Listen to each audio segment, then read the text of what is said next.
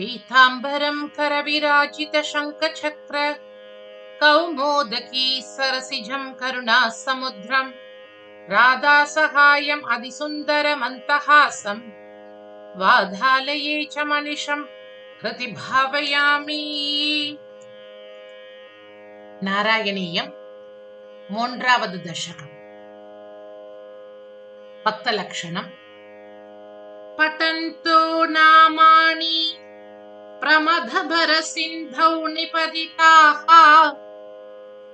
பட்டந்தோ நாமானி பிரமதபர சிந்தௌ நிபதிதாः பட்டந்தோ நாமானி பிரமதபர சிந்தௌ நிபதிதாः स्मरन्तो रूपं ते वरद कथयन्तो गुणकथाः स्मरन्तो रूपं ते वरद कथयन्तो गुणकथाः स्मरन्तो रूपं ते वरद कथयन्तो गुणकथाः शरन्तो ये भक्तास्त्वयि खलु रमन्ति परममून् शरन्ति ये भक्तास्त्वयि खलु रमन्ति परममून् शरन्ति ये भक्तास्त्वयि खलु रमन्ति परममून् अहं धन्यान् मन्ये समधिगत सर्वाभिलषितान्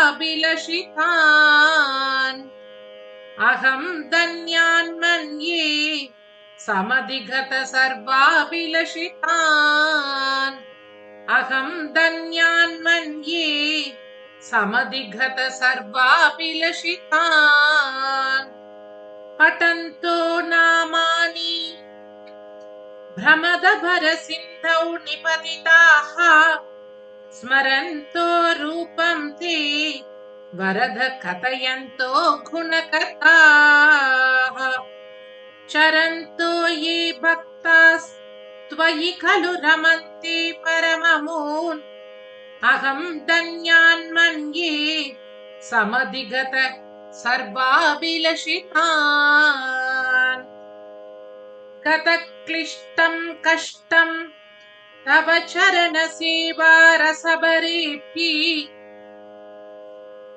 कदक्लिष्टं कष्टं तव चरणसेवा रसभरेऽपि गतक्लिष्टं कष्टं तव चरणसेवा रसभरेऽपि अनासक्तं चित्तं भवति भत विष्णो कुरु दयाम् अनासक्तं चित्तं भवति बद विष्णो कुरु दयाम् अनासक्तं चित्तं भवति भत विष्णो कुरु दयाम् भवत्पादाम्बोज स्मरण रसिको नाम निवहान् भवत्पादाम्बोज स्मरण रसिको नाम निवहान् भवत्पादाम्बोज स्मरण रसिको नाम निवहान् अहं गायं गायं कुहचन विवत्स्यामि विजने अहं गायं गायं कुहचन विवत्स्यामि विजने अहं गायं गायं कुहचन विवत्स्यामि विजने गतक्लिष्टं कष्टं तव चरणसेवा रसभरेऽपि अनासक्तं चित्तं भवति भद विष्णो कुरु दयाम् भवत्पादाम्बोज स्मरण रसिको नाम निवहान् अहं गायं गायं कुहचन विवत्स्यामि विजने कृपाते जाता चेत् किमिव नहि लभ्यं तनुभृताम् मदीय क्लेशौघ प्रशमन दशा नाम कियति न के लोकेऽस्मिन् अनिशम अयिशोकाभिरहिता भवद्भक्ता मुक्ता सुखगतिम् असक्ता विदधते। कृपा ते जाता चेत् किमिव न हि लभ्यं तनुभृताम् कृपा ते जाता चेत् किमिव न हि लभ्यं तनुभृताम् कृपा ते जाता चेत् किमिव न हि लभ्यं तनुभृताम् मदीय क्लेशौघ प्रशमन दशा नाम कियति मदीय क्लेशौघ प्रशमन दशा नाम कियति मदीय क्लेशौघ प्रशमन दशा नाम कियति न के लोकेऽस्मिन् अनिशमयि शोकाभिरहिता न के लोकेऽस्मिन् अनिशमयि शोकाभिरहिता न के लोकेऽस्मिन् अनिशमयि शोकाभिरहिता भवद्भक्ता मुक्ता सुखगतिम् असक्ता विदधते भवद्भक्ता मुक्ता सुखगतिम् असक्ता विदधते भवद्भक्ता मुक्ता सुखगतिम् असक्ता विदधते कृपा ते जाता चेत् किमिव न हि लभ्यं तनुभृताम् मदीय क्लेशौघ प्रशमन दशा नाम कियति न के लोकेऽस्मिन् अनिशमयि शोकाभिरहिता भवद्भक्ता मुक्ता सुखगतिम् असक्ता विदधति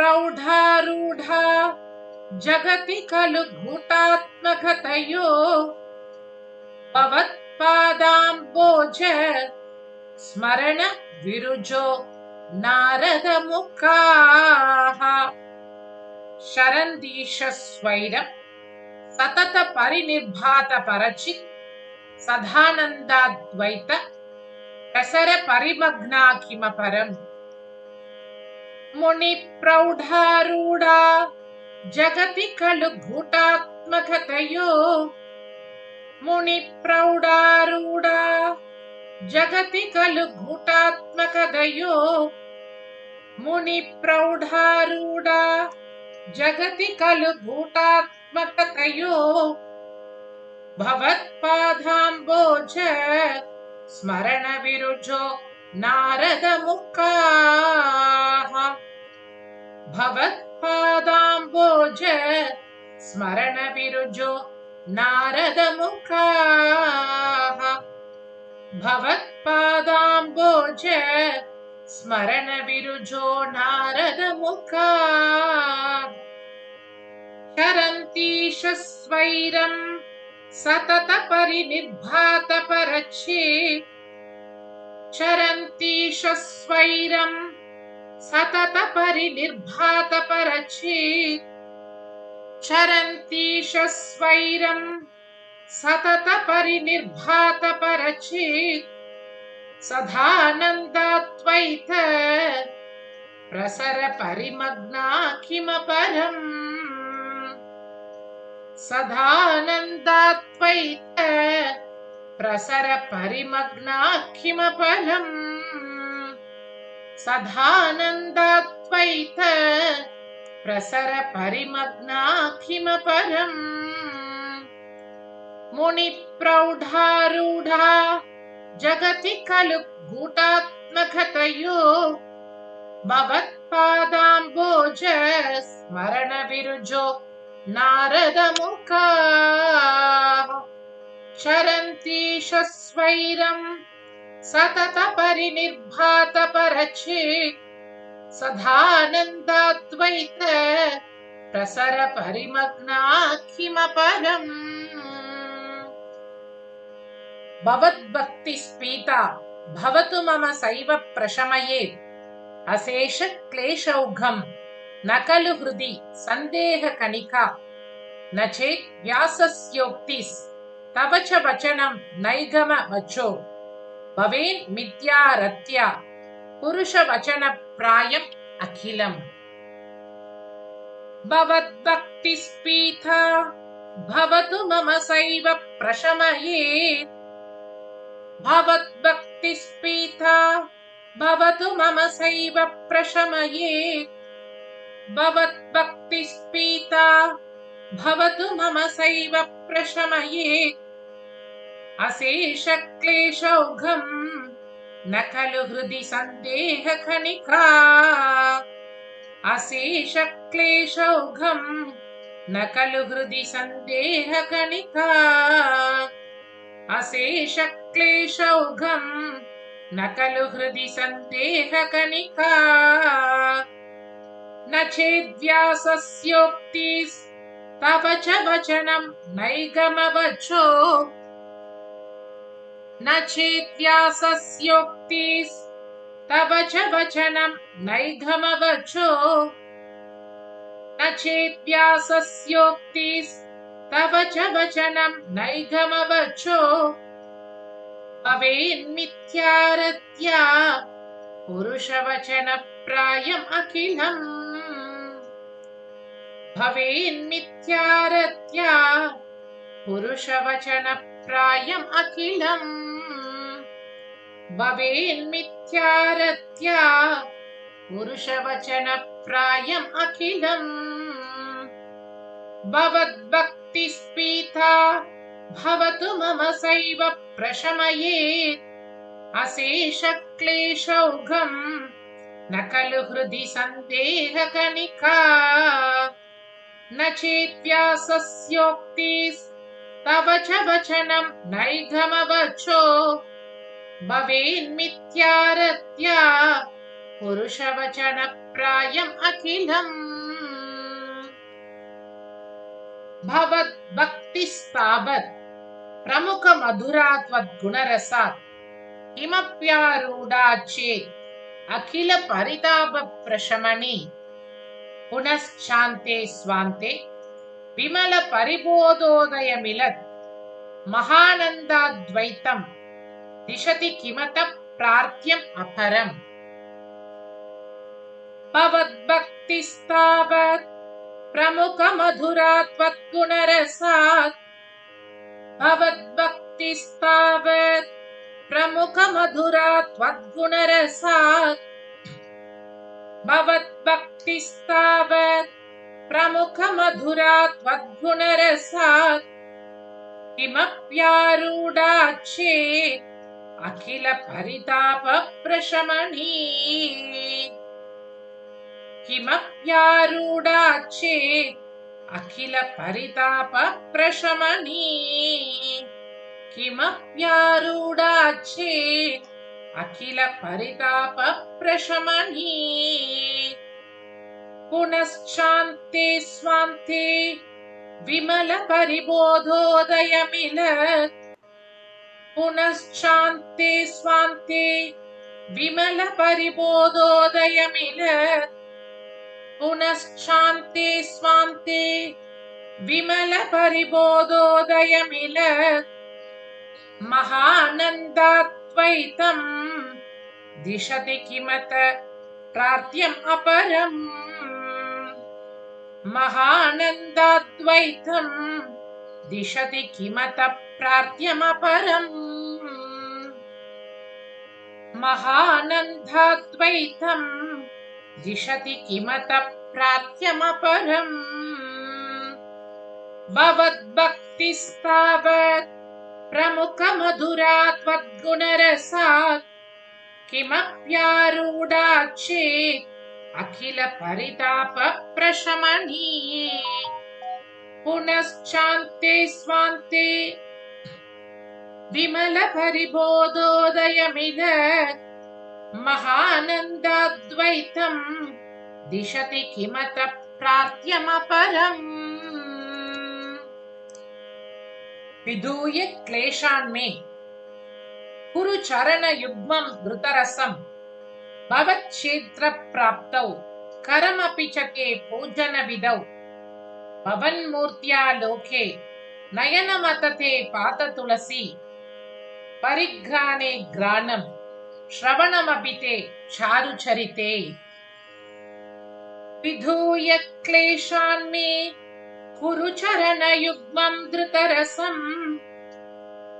विधूय क्लेशान् मे कुरु चरणयुग्मं धृतरसं विधूय क्लेशान् मे कुरु चरणयुग्मं धृतरसं भवत्क्षेत्रप्राप्तौ करमपि च ते पूजनविधौ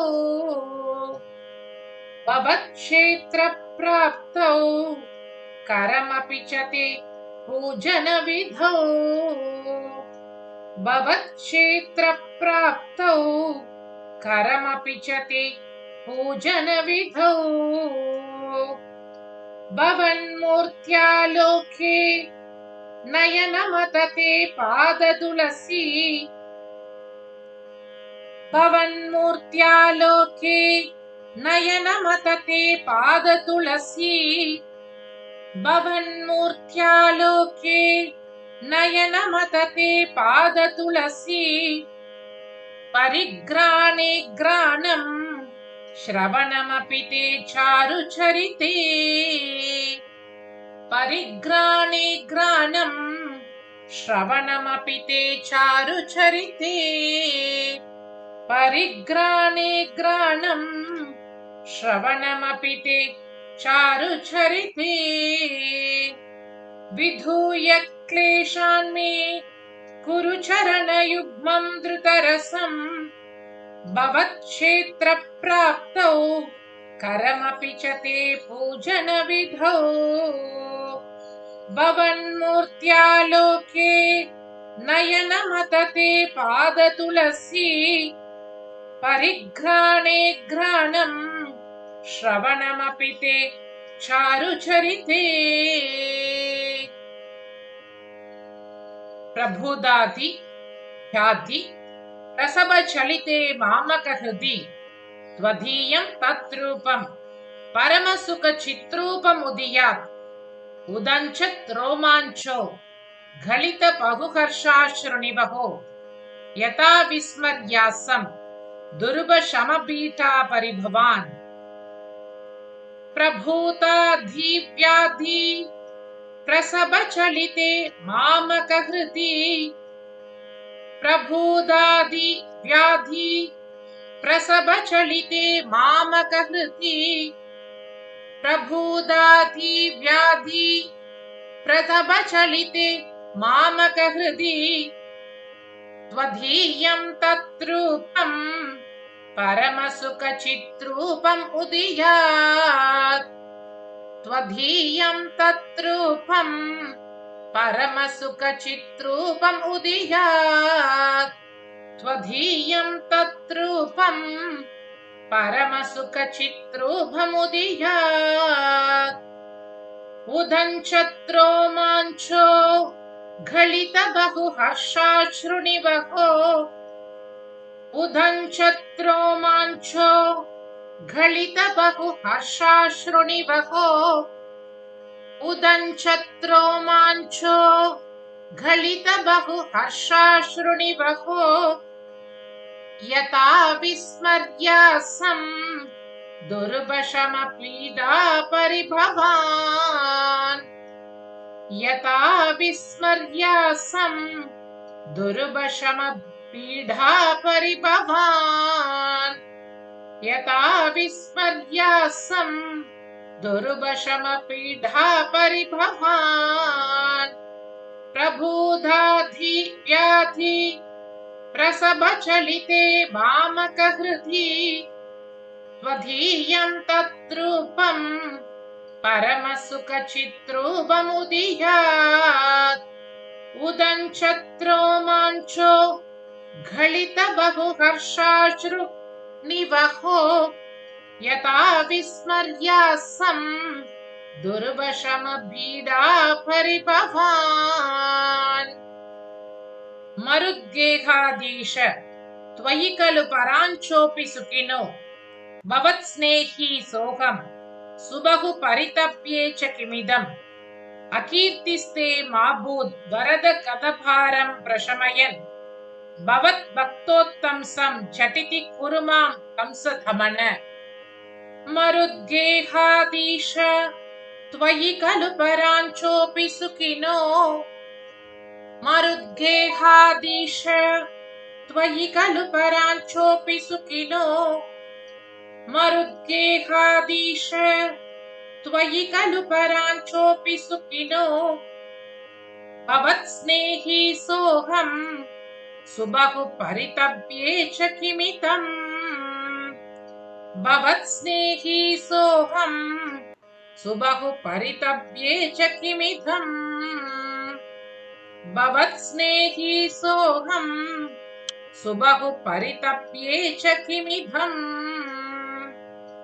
अकीर्तिस्ते मा भूत् वरद गतभारं प्रशमयन् अकीर्तिस्ते मा भूत् वरद गतभारं प्रशमयन् अकीर्तिस्ते मा भूत् वरद गतभारं प्रशमयन् भवद्भक्तोत्तंसं झटिति कुरु मां कंसदमन।